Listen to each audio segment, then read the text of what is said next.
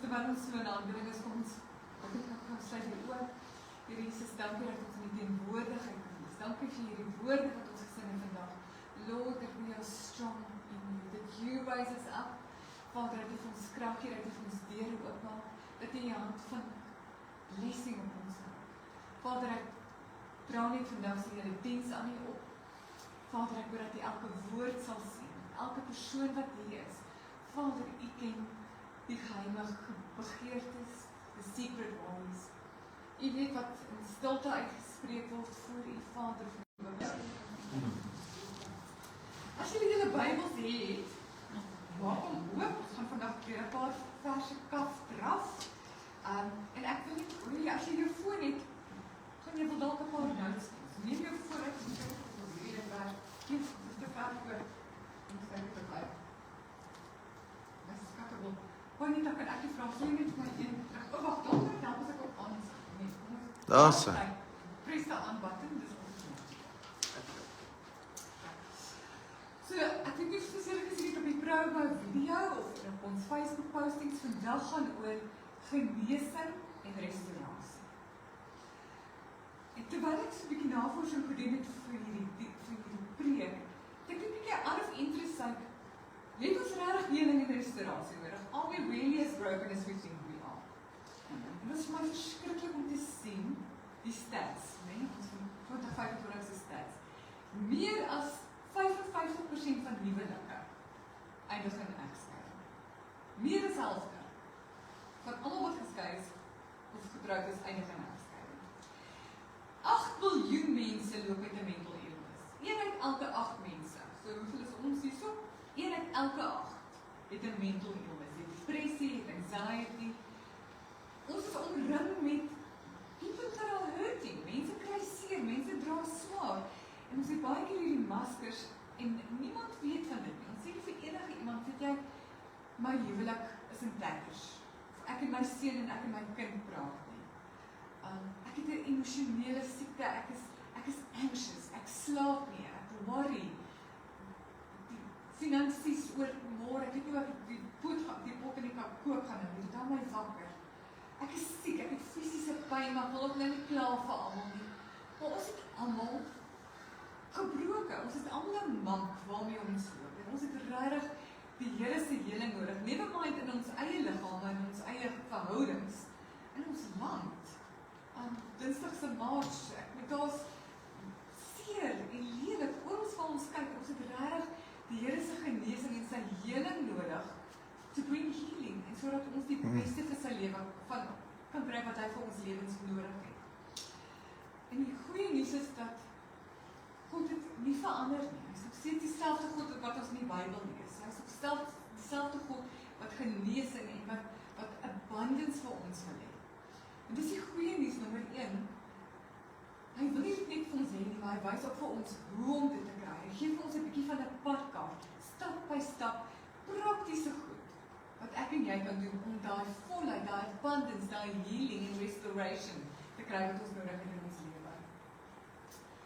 En ons lees dit in 2 Chronicles 7 vers 14. Ek het hom in Engels daar, en ek gaan hom in Afrikaans ook lees. If my people who are called by my name will humble themselves and pray and seek my face and turn from their wicked ways, then I will hear from heaven, I will forgive their sins and heal their land. Dit is ook gefilm in Afrikaans. Vers 14. Dit is net nadat Salomo die tempel gebou het.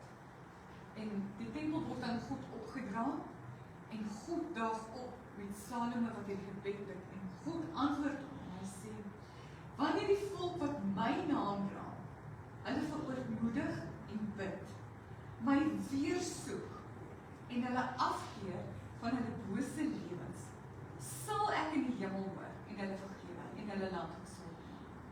In vers 15 gaan hy sê, ek sal 'n oog hou op hierdie plek, want ek het hierdie tempel en hierdie mense gekies as my eie. So ons lees baie keer hierdie vers, ons ken hierdie vers. ons het baie liefde vir hom vers gequote. So ons gaan hom nou vandag bietjie stuk vir stuk opbreek, om te verstaan presies wat probeer die Here sê en hoe kom ons daai. Nommer 1, die eerste punt. Hierdie belofte, hierdie vers, is nie vir almal nie. This promise isn't for everyone.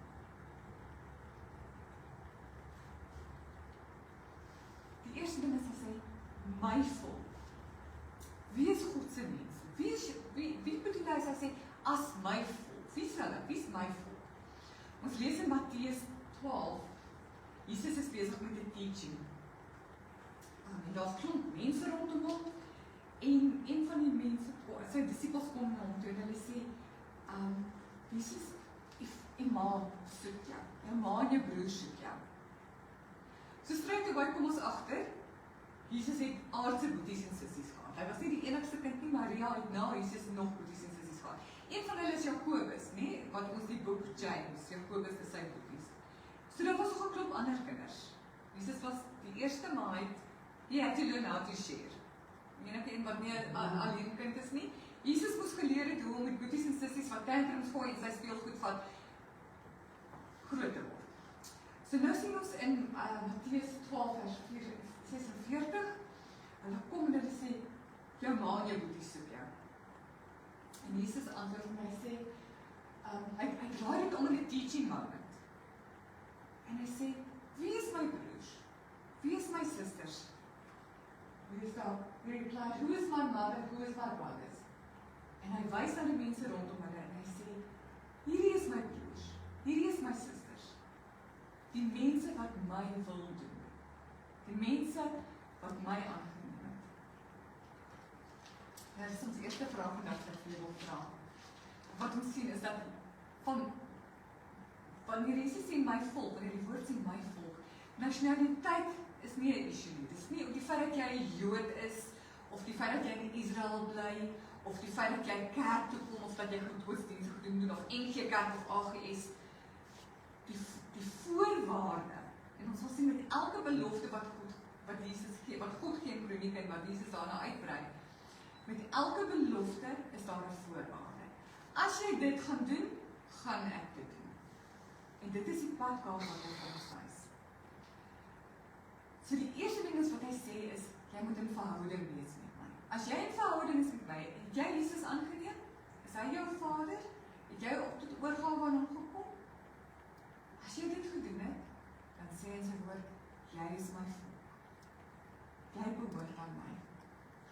Die grootste herstel wat God doen, as hy sê in hierdie woord in 2 Kronieke, ek gaan herstel en ek gaan heling bring, is nie jou finansiële herstel nie, dis nie jou emosionele herstel nie, dis nie jou fisiese herstel nie. Die eerste herstel, want dit is waar die kruks waarop alles lê, is hy herstel ons verhouding met hom. Up to down. Amen. As daai verhouding nie herstel is nie, as daai verhouding gebroke is, kan ek en jy op die bergtop staan en Hansie slim sing, en ons kan al hierdie ander goed doen, maar niks gaan werk nie, tot jou verhouding met hom herstel is. En Jesus het gekom om ons terug te bring. Ons sien in die tweede voorwaarde, is hy sê, if they are called by my name, kies wat sy naam gaan. Ons sien in Jesaja, is baie bekende vers wat vir my so beautiful is, hy sê, fear not, moenie bang wees nie, Israel, fear not, I have called you by name. Ek het jou by naam geroep. Moenie vrees nie, sê Jesaja 43, vers 1 en 8. Ek het jou verlos, ek het jou by naam geroep, jy is myne. Yes. Nou is die vraag. As God sê, jy is myne, en hy is nie skaam om sy naam oor jou en my uit te roep nie. Is ons dit waardig? Weet die mense rondom ons, is ek skaam om te sê ek is 'n Christen? As God nie skaam is om te sê ek het jou by naam geroep, ek het jou geseël, jy is myne. Do you repay the favor? Weet die mense by die werk, weet die mense by die skool, dat jy is 'n Christen? As jy op die pad is, jou social media, wanneer ons respond op e-mails, wanneer jy praat net agter, is jy skaam om te erken dat jy aan Jesus behoort. As God bereid is om sy naam op ons te plaas, moet ons nie skaam wees om met hom geassosieer te word nie. Okay, so nou is hier 4 conditions, 4 voorwaardes vir heling en vir restaurasie. 4 goedjies wat God verwag van ons. Nommer 1, okay, nou moet jy daar regter om punte neer te skryf. Nommer 1, die eerste ding wat hy vra is, humble themselves. Die Afrikaans sê verootmoedig, of jy moet jouself verneder. Verneder jouself. Want genesing, of dit nou in jou verhouding is met God, en of dit nou is in 'n verhouding met mense in jou household, wil ek terwyl ek praat, wil ek net dink 'n paar sekondes. Is daar iemand met wie jy tans bietjie in strijd is? As jy daai persoon sien kom aan die ander kant, dan maak jy seker jy loop aan die ander kant van die pad. Of wat jy nie totaal probeer avoid, jy wil net nie regtig met hom praat, met hom of haar praat nie. Want jy's bietjie in strijd. So dalk iemand in jou familie, is dit jou boetie, is dit jou sussie, is dit jou kind, is dit jou skoonma, is dit dalk jou man, is dit jou vrou. Dinge is nie bietjie krapperig. Dit is so belangrik om hierdie situasies as 'n krapperigheid, as dat die woord sê God commands his blessing where brothers dwell in unity. Ons kan nie bid vir God se genesing en God se heling en sy blessing op ons lewe as ons nie in unity met iemand stap nie, as daar 'n bietjie van 'n krapperigheid is nie. Dis die eerste ding. Nommer 1 is walk in humility, loop in nederigheid, loop in verootmoediging.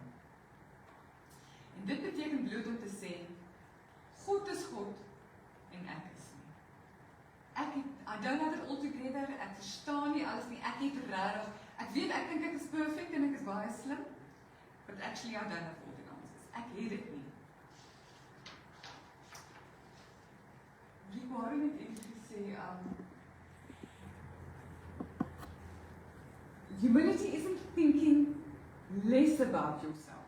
Dis nie om van jouself minder te dink en, ag, ek is so bad. Humility is not thinking less about yourself. It's thinking less about yourself. It's thinking less about yourself. Dis nie om minder van myself te dink nie, dis om minder aan myself te dink. Want ek is so besig met wat God wil hê, en ek is besig om my lewe te inlaai met wat hy van my verwag, dat skielik is my ego, my pride, my gemak, raak bietjie minder. Dis interessant, dat nêrens in die Bybel, lees ons dat God, dat God ons command vir ons sê, bid vir humility, pray for humility, bid vir nederigheid. Ons sien dit nêrens in die Bybel nie. En ek dink dit is nogal 'n bietjie van 'n gevaarlike gebed om te sê, ag, die Here, maak my nederig. Jy wil nie daar gebed bid. Jy het wat gevra? Hoekom? Want nederigheid is iets wat ek aan myself moet doen. Ek kies. Dis 'n keuse wat ek maak. Ek kies om nederig te wees. Jakobus 4:10 in Engels sê, humble yourselves before the Lord. Dis keer op keer word ons gesê, jy moet dit aan jouself doen. You have to humble yourselves. Humble yourself before the Lord, en dan kyk die belofte. He will lift you up. 1 Petrus 4:6 sê, verneder julle dan onder die kragtige hand van God. In Engels, humble yourselves under God's mighty hand. You humble yourself under God's mighty hand. En dan is die belofte, in due time, He will lift you up. Humility is 'n baie belangrike ding vir die Here. Wat is die teenoorgestelde van humility is? Pride. Arrogance. So kom ons sien 'n paar praktiese maniere. Hoe kan ek en jy seker maak dat ons in humility lewe? That we don't think so much about ourselves, that we start thinking less about ourselves. Dat minder gaan oor my ego en my trots en my comfort. Okay, as jy net daar vir 'n paar notas. Paar praktiese maniere om in nederigheid en in verootmoediging. Dis 'n baie moeilike woord, ons sê nie meer daaroor regtig in Afrikaans nie.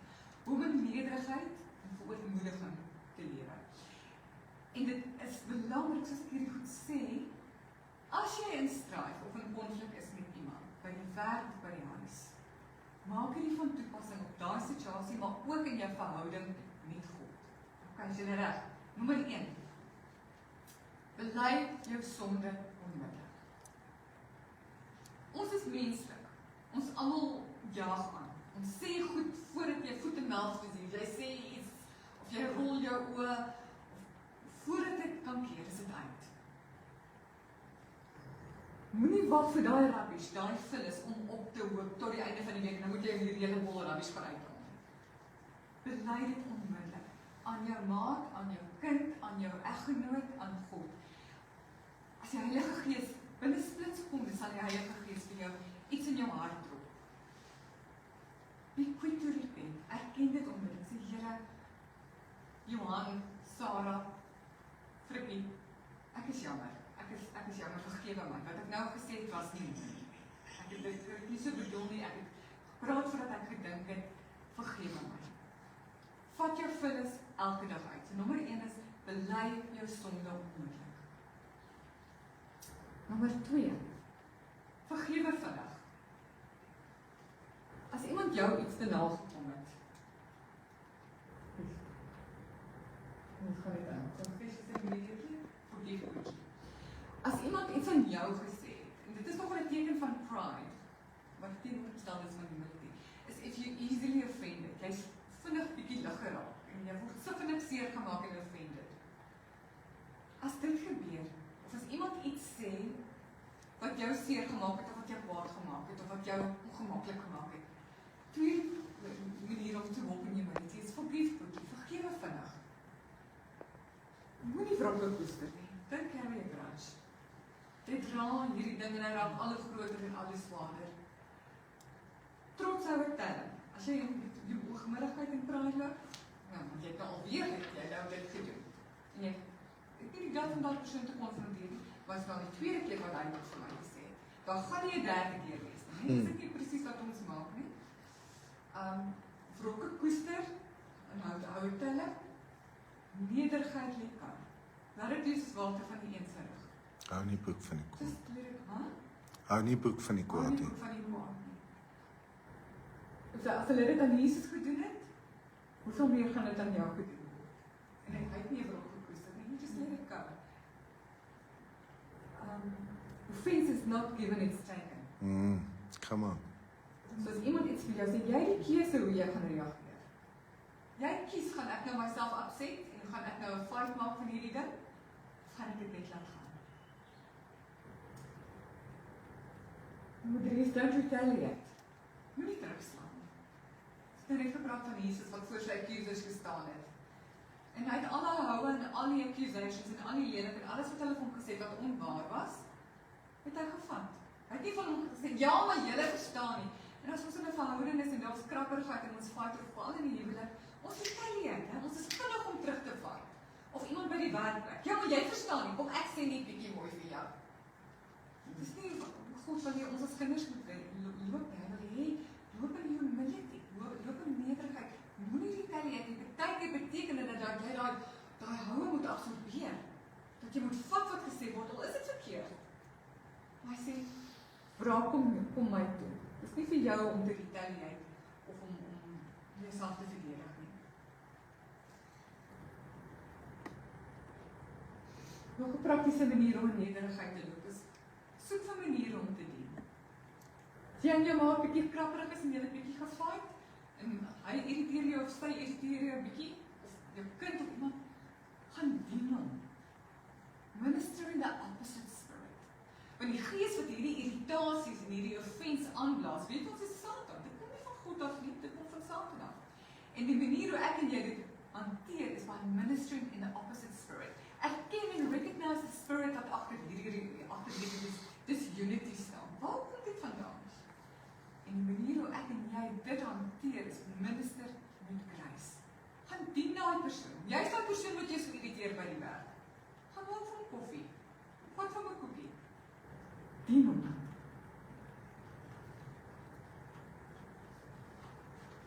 Nie altyd die eerste plek sit nie. Ekskuus, ons is in. Wel ons Nommer 5 is, ek moet gaan eers accept correction graciously. Baie moeilik, as jy in 'n verhouding staan. Wil ek sê, jy weet, as jy dit en dit doen, ek kan regtig nie daarvan nie. Dit is soos 'n exposed nerves. Ons het vinnig om te retaliate nie, en ons probeer verduidelik maar jy verstaan nie, en as jy dit doen, dan onmiddellik is dit 'n verskriklike groot fout. Nie as iemand by die werk sê, ja, maar jy dit en dit gedoen.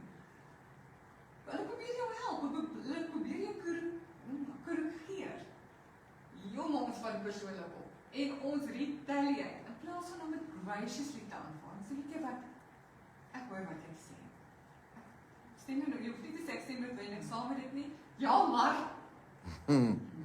accept correction graciously. Nie ek, jy is perfect nie. Ons het allemaal blind spots in ons lewe. Ons allemaal, ons dink, ons is perfect en al die ander mense is verkeerd. As iemand in jou toe kom en sê, 'n ding uitwys wat jy mag doen en wat jy nie van bewus was nie. Aanvaar dit, hoor wat hulle probeer sê agter die woorde. Wat is die intensie? En gaan check dit uit, maybe is dit waar. Maybe is jy nie so 100% perfect as wat jy gedink het jy was nie. Maybe is daar room for improvement. Areas waar jy kan werk. Nie altyd fight for first place nie. As jy gym toe gaan, ek wil daai parkering nie. Jou idiot, ek het hom eers dan gesê. Jy nie my indicator gesien nie. Nou vat jy my parkering. Nee. Walk in humility. Is okay, vat die parkering. Ek kan verder loop. Ek het die steps nodig, dis okay. Vat jou trolley terug. Klein goedjies wat jy kan doen, net om nie altyd die eerste plek nie. Dis nie altyd jy die belangrikste nie.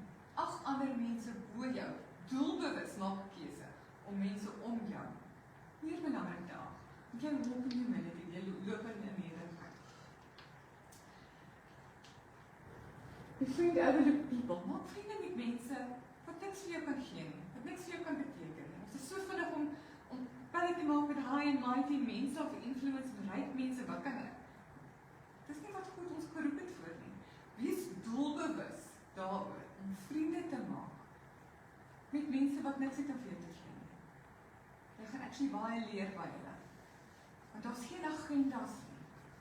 Jy's daar om te dien, jy's daar om te leer. Want hierdie persoon het niks om vir jou te gee, jy kan omkoop nie. Beteken niks vir jou status nie. Liefde sien mense soos God hulle sien.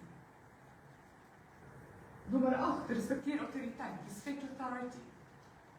Selfs al stem jy nie saam met hulle nie. Selfs in ons land. Ons het soveel dinge om oor te kla, maar God sê, hy stel autoriteit aan. En dit is 'n teken van humility om die autoriteit te respekteer. Selfs al is hulle nie perfek nie. Nommer 9, do things, little things that nobody sees. Doe klein goedjies wat niemand sien nie. Tel die rommel op. As jy badkamer toe gaan en is val, maak die toonbank skoon. Sonder dat enige iemand sien of jy hoef dankie te sê. Practice that humility. Los die wêreld in 'n beter plek as wat jy omgekry het.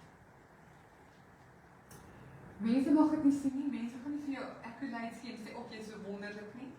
Maar God sien dit, want jy is doelbewus daar, jy is besig om jouself om te leer, om in humility, om in 'n nederigheid te wandel. Admit jou weakness, erken jou swakheid. Weerens as jy in 'n verhouding is, want in 'n verhouding met God, wees eerlik. Dit is so belangrik, dis waar heling kom. As jy nou jou maat toe kom en jy sê, ek het nodig om jou eerlik te wees. Ek sukkel regtig met A, B en C. Wees vulnerable. As jy met God gaan tyd spandeer en sê, Here, ek sukkel hiermee. Ek sukkel met hierdie persoon. Of ek sukkel met hierdie addiction. Of ek sukkel met ongeloof. So eerlik as wat jy is met God, so het jy nodig om eerlik te wees met mense rondom jou. Nie almal hoef te know jou business nie. Maar beslis 'n man of jou vrou of iemand teenoor wie jy accountable en vulnerable kan wees. Ek kan ervaar, ek ken die titel.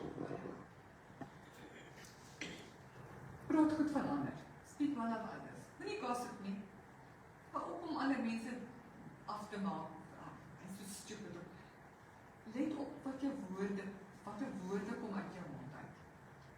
jou maat, is jy ook klein. Jy kan nie daai woorde aanset maak nie. As dit eers uit is dit uit. So true. Praat lief, woorde van liefde. Ja, maar ek het dit nie so bedoel nie.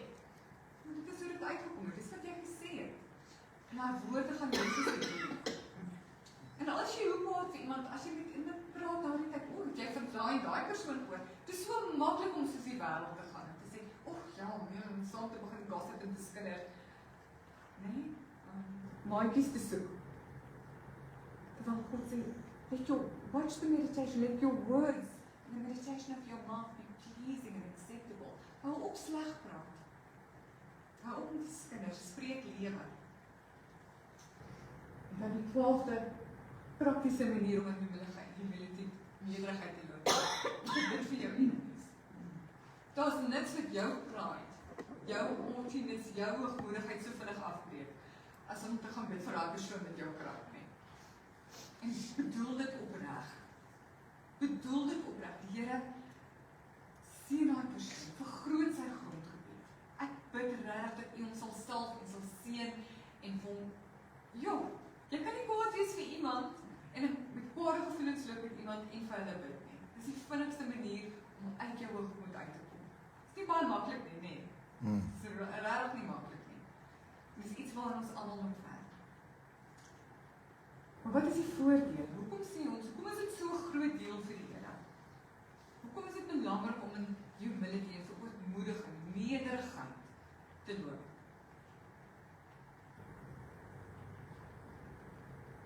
God guides humble people. God lei die nederiges. As jy jou Bybel saam met jou het, kan jy gou Psalm 25. Psalm 25 vers 9. Sê, He guides the humble in what is right.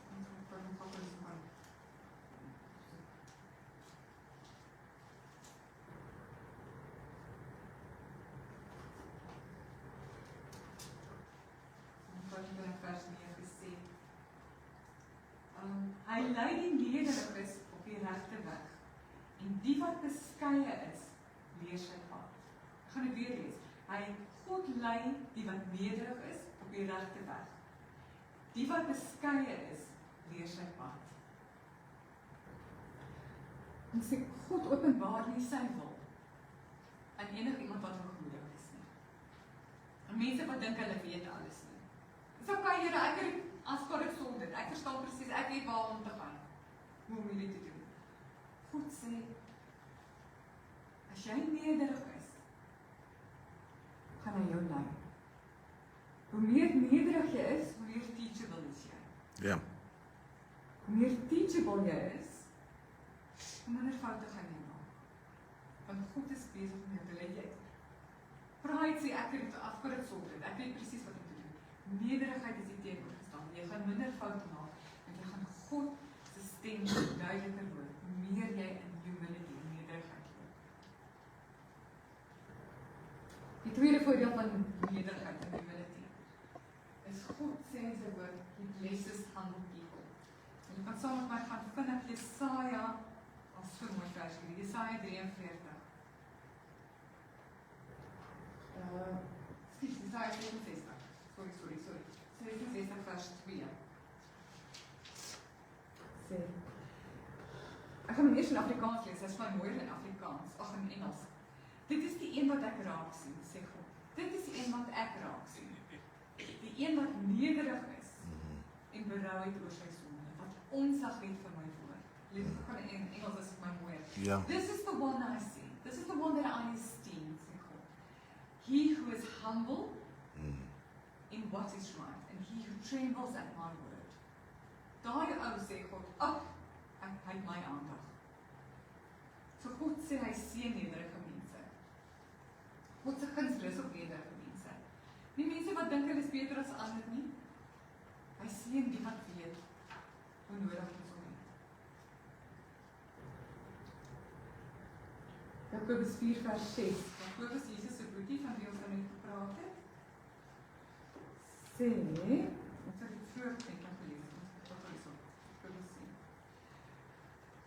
God is teen mense, God is sê God steun my nie. God steun mense wat te veel van hulle self dink. Maar die wat besef hoe afhanklik hulle van hom is, aan hulle gee hy sy onverdiende goedheid. Jakobus sê, God opposes the humble, but gives grace. God opposes the proud, but he gives grace to the humble. Wat is daai grace? Die krag en dit wat ek en jy nodig het om te verander. Dis die krag wat jou help om te doen wat jy nie in jou eie kan doen nie. As jy in hoogmoed is, of jy dink dit alles, of got it all sorted out en ek is perfek, dan is jy in die teenoorgestelde van daai. Then God opposes you. Dan maak hy die hemel toe, die deure gaan toe. So as jy sukkel dalk met breakthrough ergens in jou lewe en jy dink, hoekom ek bid en niks gebeur nie? Doen 'n bietjie van die inventory check in jou lewe. Look jy dalk met bietjie pride? Het jy gedink you've got it all together? Is God opposing you because he opposes the proud? Maar hy gee vir jou grace wanneer jy dit nodig het, as jy in humility loop. Die vierde voordeel van humility, God relieves stress. God verlig jou stres. Ons lees gou in Matteus 11 vers 29. Sê Jesus, kom na my toe, almal wat moeg is en swaar las gedra. Ek sal julle lewens verkwik. Neem my juk op julle skouers, kom leer van my, want ek is sag en nederig van hart. Jesus was nederig. Is jy sag en nederig van hart? Want my juk sal julle saggies op julle skouers rus, en my las is lig om te dra. Come to me all who are weak and weary. Learn from me, for I am humble and lowly. Hoeveel meer moet ons nie Jesus persoonlikheid en uitdra weet wat hy is nie? Baie van ons stres en ons al die burdens wat ons wil dra, want ons loop in pride. Ons dink ons kan dit uitfigure. En die oomblik wanneer jy in totale verootmoediging en totale, just hand it over, vat jy sy juk op jou wat liggies is. Ons probeer ons eie probleme uitsorteer. Ons probeer ons eie probleme oplos. Nederigheid sê, God is in beheer. Ek dra dit oor my. En onmiddellik haal jy makliker asem. Jou hartklop gaan stadiger. Wat jy weet. It doesn't depend on you. Het gaan nie afhang van hoe slim en oulik jy is nie. Jy het 'n hand wat op jou rus. Wat hierdie I'm gonna take care of it. Jy hoef nie te weet hoe en waar nie. I've got this. Okay, so die eerste ding is, eerste voorwaarde wat ons gesien het, is if my people are called by a name, number 1, humble themselves. Wat is die tweede voorwaarde? Is om te bid. Humble themselves and pray. Gebed begin wanneer ek erken, Here, ek kan nie. Ek het nie al die antwoorde nie. Ek het U nodig. Jy nooi hom uit om in jou situasie, in jou land, in jou werk, in jou emosies, in jou huwelik, waar daar gebrokenheid is, nooi jy hom in. He's a gentleman. I stand at the door now. Hy gaan nie net inkom nie. Dit is jou verantwoordelikheid, jou jurisdiksie om te sê, ek maak die deur vir U oop. Ek nooi U uit. Kom in my lewe in. Ons kla hom, ons face situasie en ons kla by almal en ons moan en ons Facebook en ons praat met almal, klim op die foon. It's just Joyce Meyer says, don't run to the phone, run to the throne. Jy kan gaan bid daaroor. Het is so maklik om met almal daaroor te praat en wat het jy net ek nou hier oor en ek weet nie wat om te doen. En ons wag op die Here om te beweeg en 'n miracle te veroorsaak. Meanwhile, He's waiting on you. Al wat hy wil hê is dat jy begin om te bid.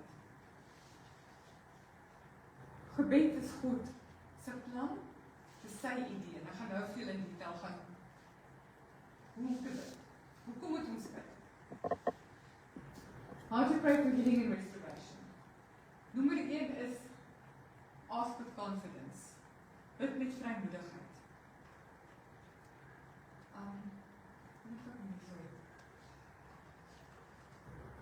Johannes 16 vers 23 sê Jesus vir sy disippels, "Very truly I tell you, my Father will give you whatever you ask in my name. Until now you have not asked for anything in my name. Ask and you will receive, and your joy will be complete." Hebreërs 4 vers 16 wat ons daaruit sê, laat ons dan met vrymoedigheid, let us draw closely to the throne of grace with confidence. Let us then with confidence draw near to the throne of grace. En dan kyk hierso wat sê hy, that we may receive and find grace in help of need. So jy kom met 'n vrymoedigheid. Meer as 20 keer in die Bybel, in die Nuwe Testament alleen, word ons aangespoor, sien ons dat Christene gesê word, bid sonder ophou, sê Efesiërs, pray without ceasing, bid, vra in my naam, bid with 2 or 3 are gathered asking for anything. Meer as 20 keer, net in die Nuwe Testament, word ons aangesê om te bid. So ons sien dat gebed is God se idee. Dis nie ons idee nie. Hoekom is dit so belangrik? Hoekom wil Jesus hê ons moet hom vra? Want dit bou vertroue. It builds trust. Soos wat jou kind na jou toe sal kom en sê, "Mamma, ek is honger, asseblief kan ek ietsie eet?" Of "Mamma, asseblief." Hy vra jou wat hy nommer 1 erken sy afhanklikheid. Nommer 2, hy weet dat jy hom gaan antwoord. Daai verhouding, daai afhanklikheid, daai vertroue word gebou wanneer jou kind jou iets vra en jy antwoord en jy help en jy step up. Ek weet dis my mamma en my pappa. Ek gaan nie disappoint nie. Dieselfde is wanneer ek en jy bid. Hy sê, "My Vader word daarin verheerlik wanneer julle vir my vra en ek vir julle dit gee." En hy sê, "Here, ek vertrou U meer as wat ek myself vertrou." Tweede punt. Ons vra in Jesus se naam. So dit is nou nie 'n vending masjien, ek sit twee tikkies speel 'n liedjie, ek sit 'n geldjie in Jesus naam amen. Wanneer jy bid, besef jy dat jy vra op die autoriteit en die krag van dat Jesus aan die kruis gedoen het. Dat hy die prys betaal het. Ja. Nie in myself nie. He paid the price. En in sy naam en sy oorwinning, dit gee my die autoriteit. Nie omdat ek sê, ek het nou 'n towerformule, simsalabim nie, want jy besef met die intensie, Here, nie my eie krag nie, maar U het vir my gedoen op die kruis, wat ek nie kan doen nie. 'n belangrike punt is, Jesus sê, whatever you can ask me for anything, in my name. Nee, het ons het net nou gelees. Anything you ask for in my name. Say, I will give you everything. I say, you can ask me for anything. I say, I will give you everything. Dit beteken, niks is te groot of te klein om vir Jesus te vra nie. Jy kan hom enige iets vra. Hy gaan besluit wat is reg vir jou. You can ask me anything, I will give you everything. Ek gaan vir jou gee. Los dit vir my. Los dit vir my om uit te figure wat jy nou nodig het, wat nou die beste is in jou lewe. Want dit beteken nie jy kan nie vra nie. Nommer 3 is bid saam met ander. Pray with others. Ons gaan nog Matteus wat ek dan nog is. Matteus 18. 5 punte vir enige wat weet wat Matteus 18 sê. Sonder om te kyk. Matteus 18 vers 19 sê. Wat 2 Met 2 of 3 are gathered in my name. Woordlik verseker ek julle. As 2 van julle hier op aarde saamstem oor enige iets wat julle van God behoort te vra, sal my hemelse Vader dit vir julle doen. Want wat 2 of 3 by mekaar kom, omdat hulle my mense is, again people say, my people, is ek in ons groot saam met hulle daar. So dat krag en agreement, power and agreement. Dit hoef nie 'n pastoor te wees of 'n ouderling nie. Enige iemand wat saam met jou touch and agree, wat God se naam oor uitgeroep is, kan saam met jou bid saam met daardie persoon. Bid saam met jou eggenoot. As jy beklei, as jy dit deurbraak nodig, touch and agree that power of agreement. Die woord sê, bid saam met iemand. En dan die laaste punt is, hoe om te bid vir genesing en restaurasie is, bid met volharding. Pray with persistence. Ons kyk af van Lukas, Lukas 11 vers 9 tot 10 sê, so sê ek vir julle, hou aan vra en hou aan, pray and keep on praying, en vir julle sal gegee word. Hou aan soek en hou aan soek, en vir julle sal vind. Hou aan klop, en die deur sal oopgemaak word, want elkeen wat vra, ontvang, en elkeen wat soek vind, en die deur word oopgemaak vir enigeen wat klop. So ons sien keer op keer, ons sien in 1 Thessalonians 5 vers 16 tot 18, pray without ceasing, moenie opgee nie. Na die eerste gebed, kyk is nou klaar, dit het nie gewerk nie, my sien sal op die toewe van die dit nie gewerk nie. God se timing is perfect. Partykeer bring hy genesing oornag, en jy bid, of jy bid vir voorsiening, en dit gebeur, onmiddellik. Partykeer vat dit maande, vat dit bietjie langer. Ons weet nie wat is God se plan en wat sy timing nie, maar een ding wat ons weet, he's never early, he's never late. God is altyd on time.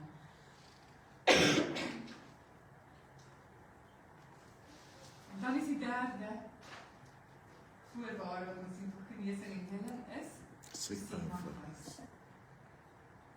En ek glo dit is absoluut die crux van die hele storie. Seek my face. Ja, auntie. Sê nie seek my hand nie, dis great om te bid vir 'n miracle, great om te bid vir genesing, maar gaan jy hom nog steeds doen, as jy nog steeds die borskanker het, as jy nog steeds in skuld is, as daai egskeiding deurgaan. Soek jy die wonderwerk, looking for the miracle, or you worshiping the miracle maker? Come on. Here ek gee, maak die saak aan, jy weet wat ek nodig het, en ek bring my gebede in hierdie gebrokenheid, en my lack en my need, bring ek na u toe. Maar Here, selfs al, is dit nog nie so nie, al sou die vye boom nie so op nie, en daar geen wingerde dryf aan nie wingerde wees nie, nogtans gaan ek in die jubel, sal ek juig oor God my redder, Come on. want ek soek sy gesig. Ek wil sy asem hoor, ek wil sy hart klop hoor. En ek gebruik hierdie situasies om jou en my nader aan hom te trek, en in humility te loop, sodat hy daai rough edges, daai skerp punte in ons lewe, wat ons almal het, gebruik om dit net 'n bietjie af te stuur. Net 'n bietjie rond, om sag te maak waar nog hard is, en waar nog pride is. Soos wat jy nader aan God sê, soek my aangesig. En wanneer jy hierdie dinge doen, ons almal ken die vers, seek first the kingdom of God and his righteousness. All Then all things. these things will be added to you. So Salomo toe hy die tempel gededicate het, hy het nie gebid vir krag of wysheid, hy het gebid vir wysheid, hy het nie gebid vir geld en al die roem nie. Hy het gesê, Here, ek wil u stem hoor. Ek het u nodig, want ek besef my afhanklikheid van u. So Here, sonder u kan ek dit nie doen nie. Spreuke 18.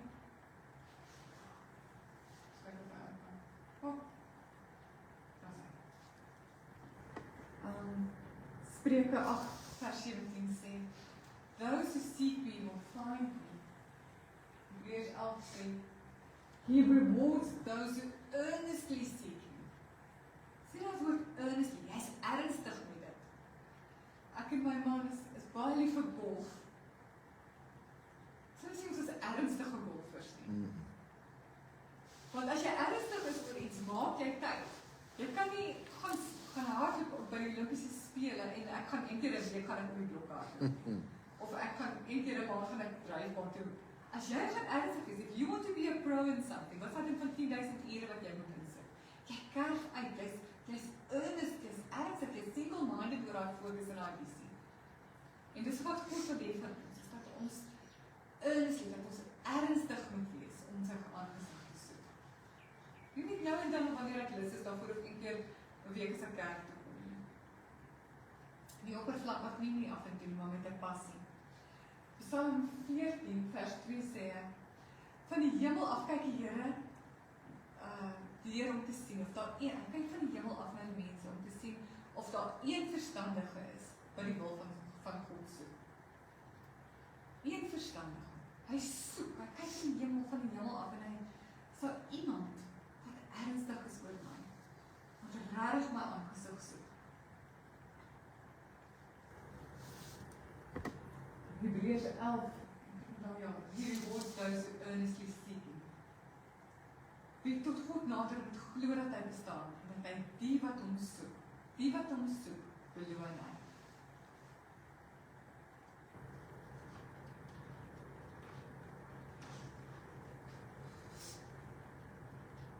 En dan is die vierde voorwaarde. Turn from their wicked ways. As ons dink aan wicked ways, wat is 'n wicked way? Rapists, mense wat kinders en honde seermaak, boewe, ANC government, is so maklik om te dink, wat is wicked? Is al daai lelike vuil goed. Nee. Here, maar ek doen dit daarom nie. Ek is nie wicked in daai manier nie. Maar God sê, turn from your wicked ways.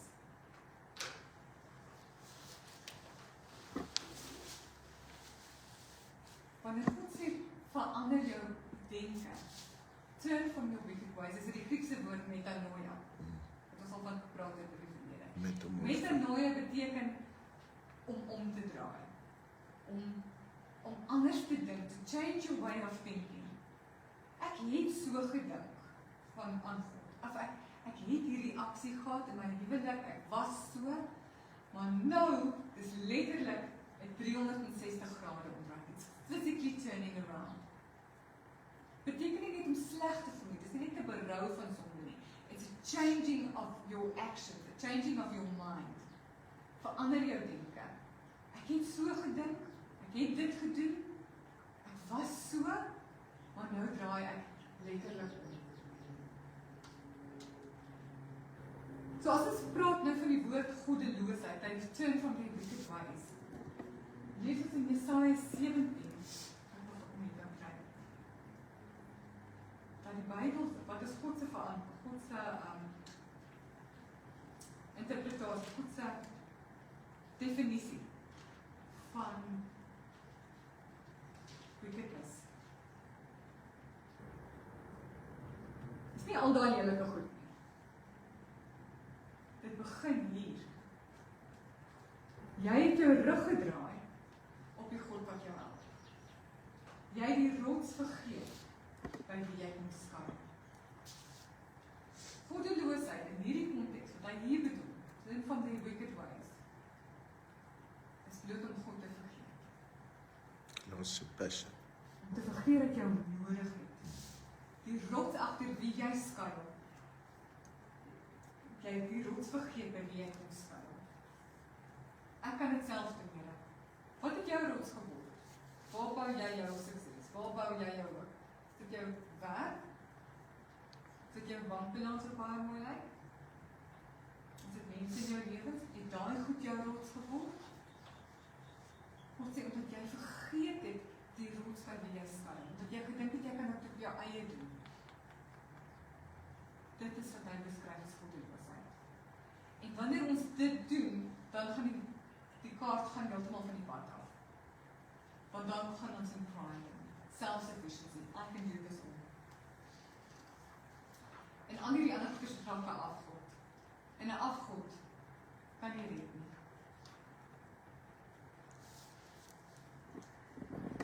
Praat van repenting and turning away from your wicked ways. Dan wil ek die vers 19 sê, repenting, turn, draai om, to God. En kyk wat gebeur wanneer jy omdraai, wanneer jy fisies jou denke, jou mind, jou metanoia verander, dan so the times of refreshing they come from the Lord. Waar daar droogte is, waar daar lek is, waar daar nie te min is, die oomblik wat ek en jy draai, turn and repent, times of refreshing. Spreuke 28 vers 13 sê, whoever conceals, wie ook al sy sonde, sy weakness probeer wegsteek, does not prosper. but the one who confesses and renounces them finds mercy. God kan nie seën, en hy kan nie heel, as ek en jy nog steeds daai secret sin het nie. Hy sê, maak oop, bring dit in die lig, sodat jy kan mercy en healing kan kry. Jakobus 5 vers 16 sê, confess your sins to one another and pray for one another, so that you may be healed. Bely julle misdade teenoor mekaar en bid vir mekaar, sodat julle gesond kan word. Soos ons sien die verband. Eers bely, dan gebed, dan genesing. Bely, erken dit teenoor God en mense rondom jou. Bid saam met iemand, bid tot God, en dan bring hy genesing. Wanneer ons maskers afval, wanneer ons vulnerable is, teenoor God en teenoor ander mense, dan kan God se genade begin werk. En dan die belofte. Nadat God hierdie 4 voorwaardes gegee het, loop in oormoedigheid, loop in humility, bid tot my, erken jou sonde. Wat was die ander ene? Sin van die wicked ways, dan kom die 4de voorwaarde. Nadat hy die 4 voorwaardes gegee, dan kom die belofte. Hy sê, dan sal ek uit die hemel hoor, en hulle sondes vergewe, en hulle land genees. Then I will hear from heaven, I will forgive their sins, and I will heal their land. Wat 'n amazing belofte. Hy sê, ek sal hoor, ek sal vergewe, ek sal genees. Mooi. Wat het jy in jou lewe, in my lewe vandag, die bietjie genesing nodig? Waar loop ons met lek? Wat 'n verhouding moet aangespreek word om geheel word? Miskien is dit jou huwelik. Dalk jou gesondheid, dalk is jou land, wat God moet genees, jou finansies, jou emosies, 'n addiction, miskien jou toekoms. God sê, as jy hierdie goed doen, is nie rocket science nie, ek vra nie onmoontlike nie. Die bottom line is, ek vra afhanklikheid. Vra dat jy nou met sal kom, jy sal bid, dat jy sal aanroep, dat jy sal eerlik wees oor jou sonde, dan sal ek hoor, en ek sal genees. Nie omdat jy perfek is nie, want jy staan in 'n covenant met enige verhouding, met enige covenant, is dit, ek verwag dat jy A, B en C gaan doen, en ek gaan my deel van die covenant. Ek gaan dit doen. If you do this, I will do this. Dis 'n belofte in sy woord. Nie omdat ek nie perfek is nie, maar omdat ons in gehoorsaamheid is, ons loop in gehoorsaamheid, en Jesus in die kruis betaal. Vandag gee God vir ons hierdie eenvoudige, maar kragtige pad aanstel. Nommer 1, handel jouself, loop in gehoorsaamheid. Maak seker dat jy vaar in jou lewe nie. Nommer 2, bid. Vra vir hulp. Nommer 3, soek sy aangesig. En nommer 4, bekering. Verander jou denke. Daar moet verandering wees. So terwyl elke oog, terwyl ons bid, ek wil gou gevra dat jy oog sal toemaak, en ek gaan vir ons lei in die gebed. Soos wat God in Kronieke voorgestel het. Ons gaan net sê, Here Jesus, dankie dat ons na U toe kan kom. Vader, ons erken dat ons gedink het, dat ons al die krag en al die mag en al die wysheid het. Here, dat ons dinge in ons eie krag probeer doen het. Ons kom vandag om te erken, Here, dat U dinge vir ons gee. Here, dat ons U nodig het om heling en genesing te bring. Waar verhoudings onder stryd is, waar familielede nie meer met mekaar praat, waar daar stilte is, waar daar 'n gat is in mense se harte, waar daar emosionele pyn is, waar daar fisiese siekte is, waar finansies dan gate in ons sakke is, waar daar depressie is, waar daar angstigheid is. Here, U weet van dit alles. En ons kom hier en ons vra dat U sal intree, dat U sal heling bring, dat U sal restaurasie bring, deur die kragtige woord van die Heilige Gees. Vader, ons kom eerstens en erken, en bely enige hoogmoed in ons lewe. self-sufficiency, pride, liggeraamdheid. Verwag dat ander mense ons moet doen of vir ons moet doen. Terwyl U vra, Here, dat ons diensknegte moet wees, dat ons ons voorskote moet aantrek en ander moet dien.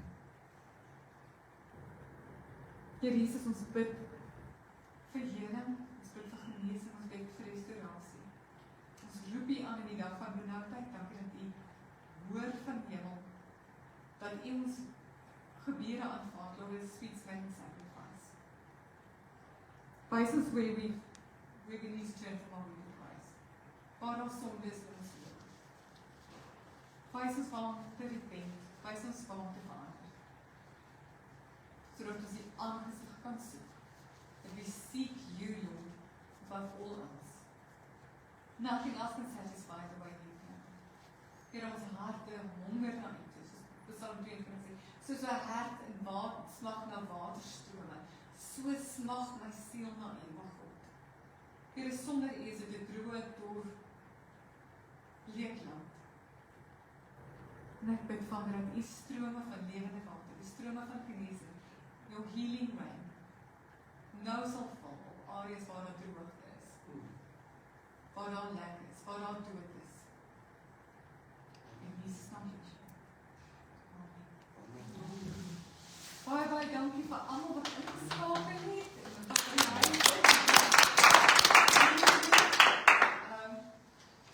baie dankie asseblief vir banking details wel, dis so blessing, dankie vir julle almal, as hierdie vir iets beteken het. Ek kan die notes share, maar ek hoop julle het notes geneem, dis klein praktiese goedjies. Dankie, Tris. Share die boodskap, ons sien julle volgende week, hier is ons banking details, dankie vir elkeen wat saai en ons bediening wat het moontlik maak vir ons om die deur in die ligte oop te hou en koffie en tee daar te sit, ons waardeer dit vreeslik. Mag Here julle seën, uit julle sokkies uit hierdie week. Mag hierdie boodskap jou dra in hierdie week. Mag die Heilige Gees by quicken it to your spirit. As ek en jy bietjie geneig is om liggeraak te raak, om geïrriteerd of te byt en te krap, mag die Heilige Gees net hierdie woord inbring, net sê, en loop, dit was nou 'n bietjie kwaad. Dis nie wat jy wil doen. Laat ons lig wees.